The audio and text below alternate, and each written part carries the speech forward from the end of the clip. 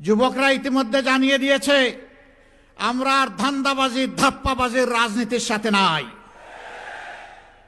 আমরা কোনো কার্ড এবং বেকার ভাতার সাথেও নাই। আমরা নূতন বাংলাদেশ দেখতে চাই। সেই নূতন বাংলাদেশ হবে 24-এর আকাঙ্ক্ষার বাংলাদেশ ইনশাআল্লাহ। তারা রায় দিয়েছে কোথায়?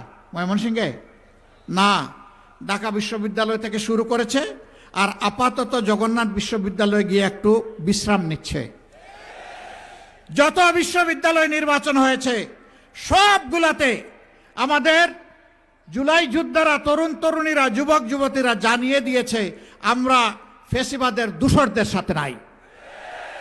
এখনই যারা মানুষের উপর অত্যাচার করে, নির্যাতন করে, চাঁদাবাজি করে, লুণ্ঠন করে জনগণের সম্পদ, ক্ষমতায় গেলে এরা কি করবে?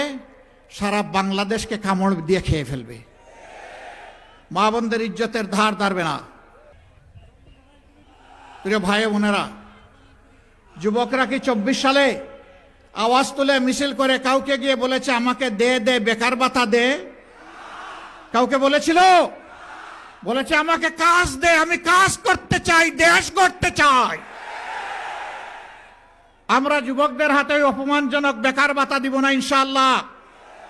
প্রত্যেকটা তরুণ তরুণী, যুবক যুবতীর হাতকে আমরা মজবুত দক্ষ কারিগরের হাতে পরিণত করব ইনশাআল্লাহ।